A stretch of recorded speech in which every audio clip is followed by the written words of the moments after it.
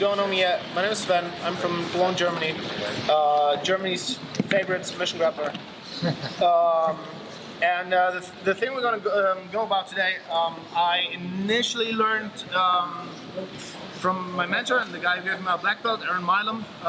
That guy is a mad genius. If you have any chance of training with him or getting hands on his material, do so. The guy's a mad genius. And as with a lot of things that I initially learned from him, it went kind of through a weird filter because I'm like a way different body type, have a way different game than him, and sometimes things I learned from him pop up in way different places, and that's the case with me. And today we're going to actually start just to kind of show where it came from with the way Aaron does it, and I learned it, and then we're going to see how I use it today, and it's going to look fairly different. Toby, may I use you? I think that way, guard. So, I expected another Toby to come here, but yeah, I'm fine. There were too many Tobys in that direction. So, where Aaron uses it and where I first encountered it was from someone who's sitting in a close guard and kind of being low and heavy and falling down and not giving anything, and keeping the hands in and that, framing your hip. Maybe you're down 2 points and that motherfucker's okay with stalling for the rest of the match. So that's where I first encountered it. That's where we're going to start and take off. So what I want to do is expose one elbow. I will do that by grabbing a hold of a wrist, grabbing a hold of the elbow on the outside, and now I'm going to side crunch to get the elbow out further.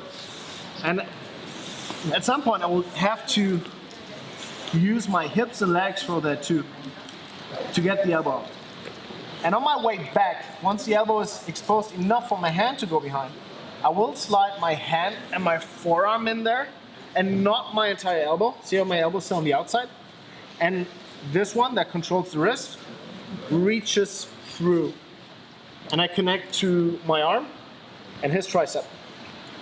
From here, and that's a running theme with this grip, I need two things at all times: tension and rotation. I will create tension by extending into his hip, and I also create some rotation towards his inside by doing that. You're bigger and stronger than me. Can you pull your arm out? Can you rotate your arm out? Can you extend your arm out? Can you in any way, shape or form get your arm out of there? Take some time, right? Once I started exposing like that, I will keep walking, and the thing is, I have to keep the tension. If I let go of tension, he can extract it. So I have to be able to maintain the tension until I get my foot on the hip. And I want my knee to be the shoulder. So I'll step on the hip, still keep it extending and rotating till we get here. At a point where you can like rest on him, that's where we end for now. We just get here. So again, grab your partner. He's up 2 points. I have to work. Hand, elbow, side crunch.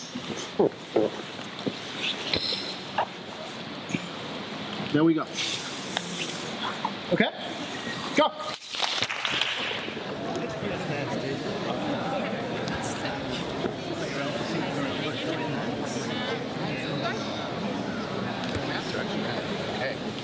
Okay, so the grip we use is just a figure four. It's that. We are very used to doing that for kimuras.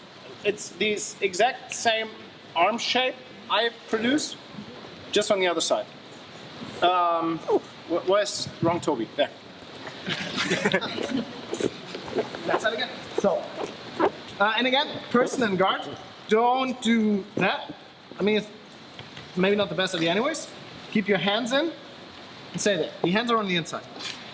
So, rotate this out. Yada, yada, yada. Take the arm out. Now, arm through. My arm, you can either, that's a bit depending on size relations, grab your own bicep Or I usually go for my own forearm and his tricep. See how that's just a figure 4? If it was that way around, no one would be irritated. It's the exact same grip, just that way. It's a reverse figure 4. It's on the other side. There. As soon as you have this down, let your partner point you to moments where he could free his arm. What it takes is for me to neither have extension nor rotation. I need both. Just having extension, I need to add at least a slight bit of rotation. Now it's relatively hard to put the arm on. It doesn't really matter if his hand is on this side or even on that side. This way, like from where we started, it will usually not end up here, but I'm fine with the arm being under my arm, with the hand being under my armpit, being there. Rotation, extension, I'm fine. Now the critical moment is when I put my foot on the hip, because now the tension is gone, and he might be able to gain a bit. So I want to do that out of movement as I'm shifting to that side, stepping up, stepping in. From here, I bring my hip up, my knee over the shoulder, and from here I can just roll them through into arm bars. You can use this moment here to turn it into triangles. I'm not that much of a triangle guy, so I usually don't do that. I would rather drop, bring my shin in place behind them, and use the rotation to make them turn. From here, the pummel that I really like to go for is creating some space. And again, so long that's all kind of earned stuff, I create some space behind their head. This also takes away the hitchhiker. Pummel that one under and that one over. And now you can basically decide if you want to tap him by rotating more than he can, or if you want to go for your more traditional arm lock. That's up to you. Try both. Oftentimes people are just on the verge of tapping from the rotation the entire time, and as soon as you stop them and extend a bit more, that's enough. It's not as safe of a break as the armbar though, because you cannot definitely go over any man's mobility by rotating that way. So again, for those who had problems, make sure you make it to this point. The rest is fine, we can add on that later, but for those who made it already, bring your knees to the mat, force them to rotate from here, create some space, pummel, pummel, break their arm, okay, go.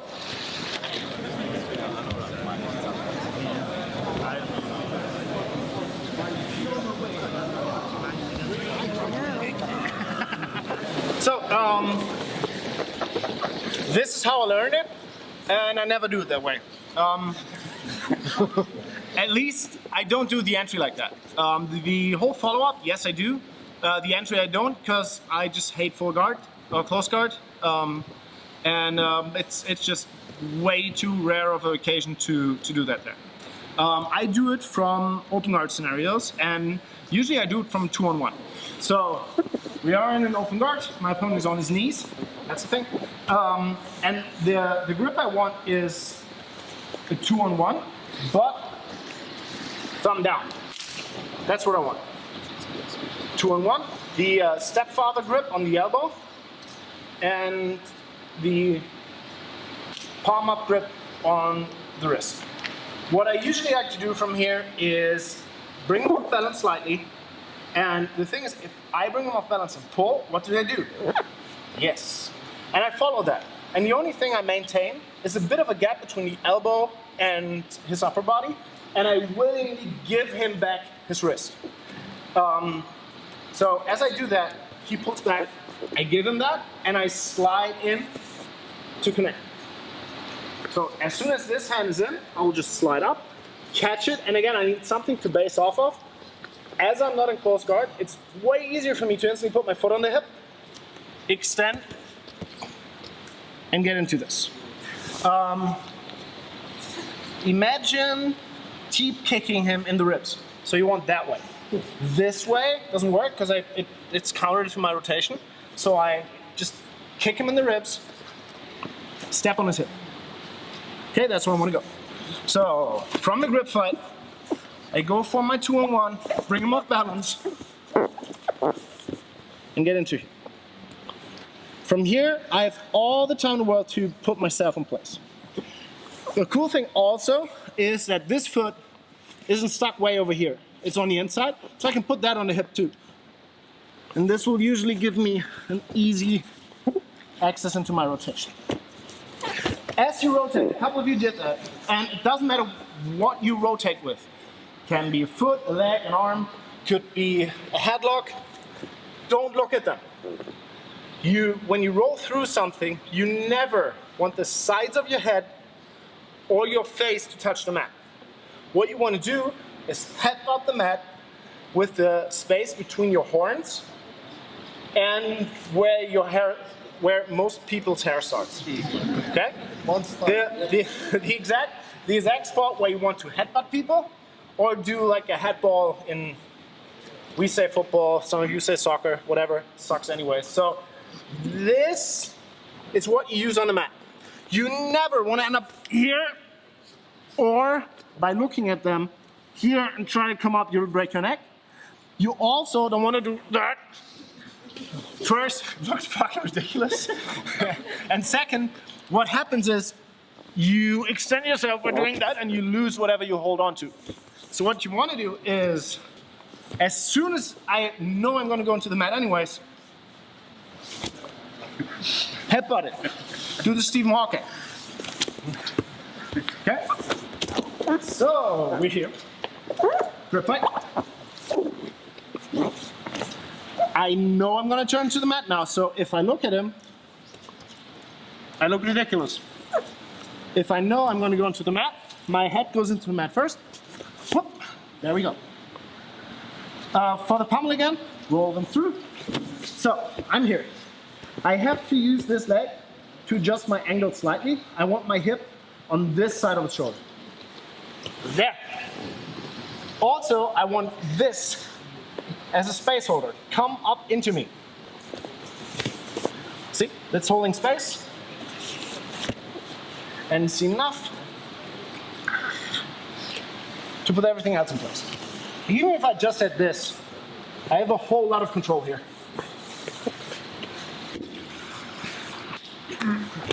Okay, so the pillow, the head on the pillow, is the important part about that one. Have a look at that from open guard, especially at the grip, and make sure by now you should get at least a bit of a feeling for the roll through. And then we go into top.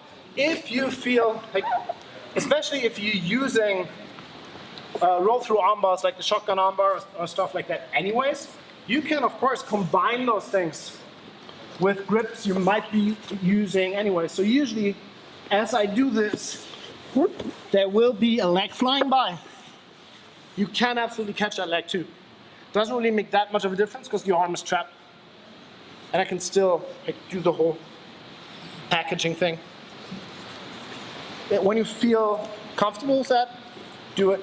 There's nothing really against it. Yes? Do you do the roll on the back of the head, or is it some leg? The roll, like you roll on the front. Yes. Chilling and rolling back, like. Oh no, I don't invert. Never? I don't invert for this, no. Absolutely not, because when I invert, the first thing that goes out the window is the tension. So when I do that, get down on that knee again. So if I did, I don't even know if I could go into that. So if I try to invert here, I don't have tension at all. I mean, I feel like breaking my neck to get there. No. Don't always, that's also one of the weird, that's like a two-stripe blue belt disease. Just spamming random inversions when they're absolutely not useful. Rolling through a submission usually is an example of that. Yeah, we get it. You know how to invert. Chill the fuck out. Go. One last thing I want to do with this from bottom or from a guard. It's a version I think that every sweep is a takedown, and takedowns and sweeps aren't handling the same thing. So what we're going to do as a sweep is that Russian type roll through takedown. We're going to do that, but as a sweep with the grip we just learned. So I do the same thing. I get to my 2-on-1 stepfather palm up grip, bring them off balance and pull. So I get a counter reaction. They pull me in. You pull. Yes. You pull me in right there. I get my grip, just the way we had it. And from here, I'm again going to kick him in the ribs and extend. So now, for some reason, I have problems bringing my hip up. Maybe just because I'm a lazy bastard. Maybe because he's relatively high and I don't feel comfortable doing that. What I'm going to do is bring this foot out now, and I still keep tension and rotation. I have to keep that. I bring this leg out as far as I can without retracting that. So this leg gets a head start. Now, as I remove my foot, I want to look under his armpit, up to the ceiling, and then to whoever's sitting there. So as I retract that, I bring my elbow and my head in and roll them through. When my head is on top, I get top position and he doesn't really get to rotate anymore. You can follow that whole thing through if you feel like it. It's basically, you have very similar options to what you have with the Kimura. Because basically what happens to him is a Kimura, so we have sweeps and follow-through options with that. The thing for now, because the roll-through follow-up, that's a full seminar for this class. Let's again just get to the grip, kick him in the ribs. He goes up as far as he can. That makes it hard for me to gain even more height. I can do it, but it's quite some work. So, tension, rotation, foot out,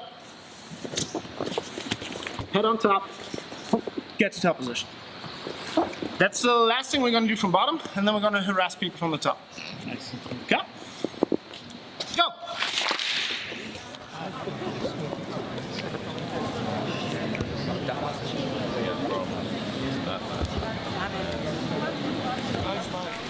I like to use that from top way more. So basically, sit down. A couple of you have been to Dustin's Dars class today. I like to do Darses a lot too, and the problem you will run into sooner or later as you get good with Darses, a pattern that's recognizable is this arm kind of coming your way. This, if you're into Darses, you're like medium hard right now because you see a Dars coming. That's a recognizable pattern, or whatever the female equivalent is. I want to be gender inclusive, so this is a recognizable pattern. For him it is too. At least what's recognizable is that shit. And usually what happens, people will at least bring the head back. So you, like, extend, and that sucks. I mean, there are ways of doing it. Mean shit, Dustin showed. All right. But what I also have is that every time I fall short on a Dars, I can go for that shit too. You can do that from side control. The problem is I do it, I regularly do it, but I think your confidence in rolling through and following this up has to be fairly high. Because to create tension and rotation, I need to drop my weight. So as I go for my regular Darses and they bring their head out or they hand fight with the second hand, that's annoying. I regularly do that shit and go for it. And again, roll them through, make them suffer, and catch stuff along the way. But let's use a scenario where we have like a little less moving parts. So we do it from headquarters. Most of you should recognize this as a guard passing position. Something that frequently happens is a cross shoulder post. Perfect. All I have to do is practice my Wing Chun and catch that arm. I can even let him shoulder pose, bearing my weight on top of him. That's even better. Do my Wing Chun Pak Choi, catch it, and all I need now is this shoulder to the mat and this foot to the hip. It also clears that knee. So I have this, I start creating rotation and a little bit of tension so he doesn't instantly pull out. Then I drop my weight and we get here. Now we have the two choices. Most people will come up and like, you should recognize this. I can switch my feet if I want. Get in height. We're back in it. Sometimes, at least when you did it the 22nd time to them, they will try to pull back out of it. So you get here, you drop into it, you place your foot. No, roll back that way. Yeah, try roll back that way. Nice. Still here, still doing the same shit. And catch stuff along the way. As long as you follow up with it and focus on holding tension and rotation on that arm, similar to what you would do with a Kimura grip, they're still fucked. So let's go for the first one. First, practice stop. We are in headquarters. He's maybe keeping those arm in, and I want to go for underhook and head control. I'm going to arrest that guy. He's posting weight. Perfect. Swim through. Wing Chun. Catch like you would be going for some kind of dars. Catch this. Drop your weight over them till this foot becomes weightless. Yeah, there we go. If we're stuck here in this halfway thing and he knows coming up sucks, what else did we do?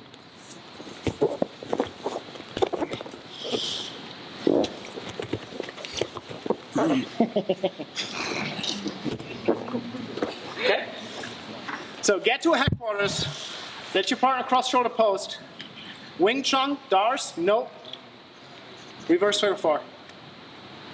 Nice. Go.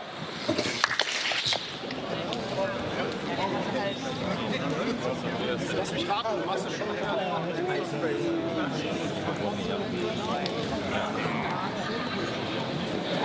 All right, bring it in.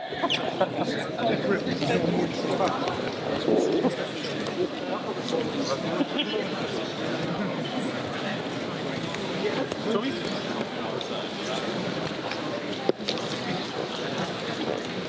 Okay, so that's the thing again. There's 1,000 techniques you can do when having this control. You can take backs, you look for triangles, arm locks, shoulder locks, all that kind of things. I don't really care. The important thing to remember is always two things: tension and rotation. Whenever you get that grip, find a way to create tension and rotation. As long as you have that, you have control over the movement. It's dynamic, but you're in control. Control doesn't mean shutting movement down. Control means directing movement and being ahead of their movement. So that becomes a pretty recognizable pattern. Like whenever there's a dars, there is this too, because it has the exact same entry. And another thing I liked using it for is mounts and people hip frame properly. So they put, I'll use this arm, I think more people see it. So they put this frame to your hip.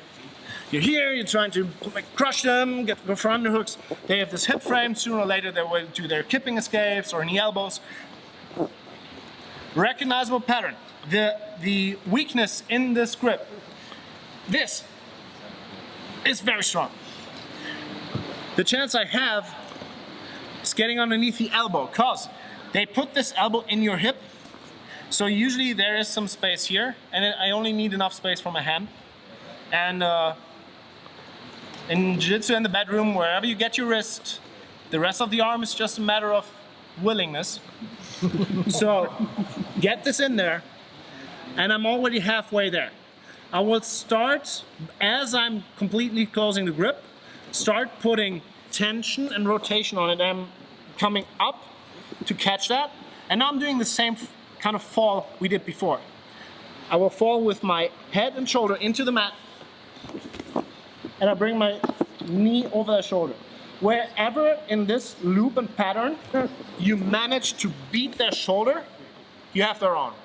Remember how we just did that from the hip? You had your foot on your hip, on the hip, you brought your head into the mat. What did we do? We dropped our knee over their shoulder. And from having the shoulder harvested, it's only a matter of like a slight adjustment to actually put tension on the arm that he cannot escape anymore. That's an arm lock then. So from here, dig this in, hold him up a little bit, go for my grip, put tension and rotation on it, keep your elbows closed. As soon as my knee drops over his shoulder, he's done. He has two chances now. If he started coming up like Toby just did, we end up in the roll through scenario where we end up here again. What's even more fun is when they miss out on coming up.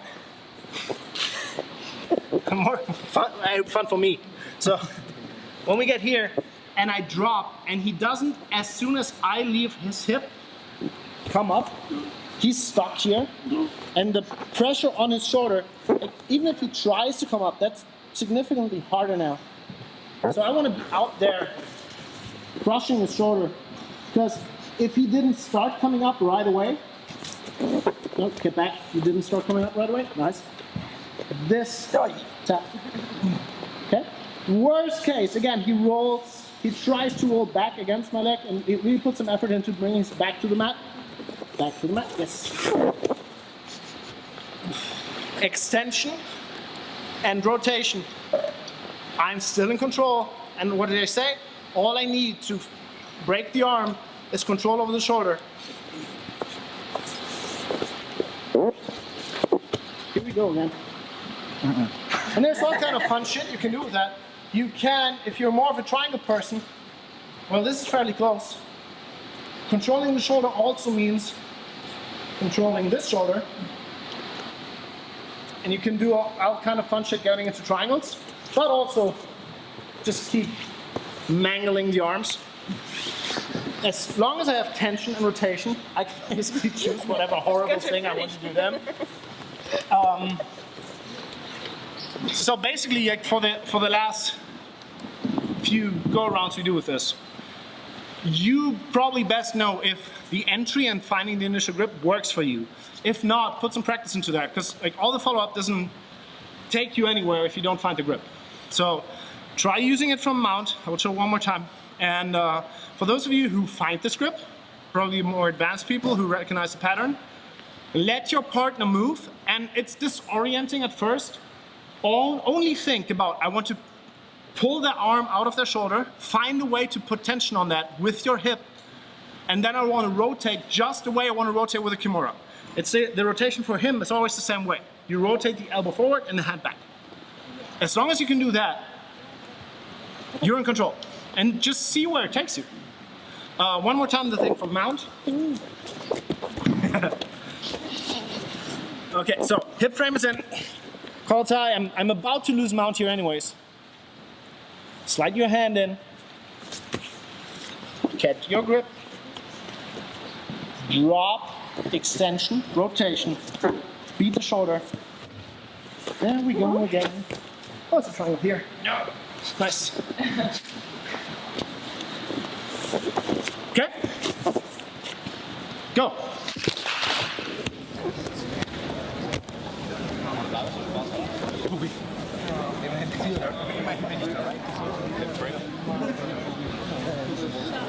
Okay, breathe in one last time.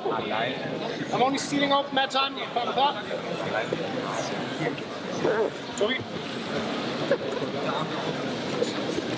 Toby. One small last thing. If you get up, If, for example, you were to Thomas's armbar class, you did stuff like that, right? Anyone was there? Yeah, that's recognizable, right? Yeah. So this is very nicely complementary to the stuff we just did. Because yes, some of you figured it out. If he really put some effort into rotating his arm out towards that side, so bring your hand back, Bring it, no, just your hand. Bring it across my body to my other armpit. Bring this hand. Yes. Okay. I'm okay with that. Try and pull your arm out of this. For some reason my grip's not good enough. Pull your arm out of this. There we go again. It feeds nicely into grips you're maybe already using. And then again, if you have this, the reverse figure 4, tension and rotation, and you can play that like you can play a lot of Kimura. And with a lot of Kimura, I think the best submissions of Kimura are not the Kimura shoulder lock, but rather triangles, probably arm bars. There's a lot of back take opportunity, and of course you have the shoulder lock. Okay, so this is a dynamic position, just like Kimura is. And there's a Kimura-like submission there, but there's a whole lot of weird stuff you will find also. By just getting control over shoulders and head, and thereby taking their ability to move. And then you will just find stuff that's fun for you. Okay? If after this class you feel like learning more from me, I have the last class on Friday on becoming ungovernable. And I have a workshop on Friday on An Idiot's Guide to Becoming a Competitor. So if you want to learn more from me, what the fuck is wrong with you? And I see you at those two opportunities. Let's now take a quick picture and then it's open, Matt. Thank you.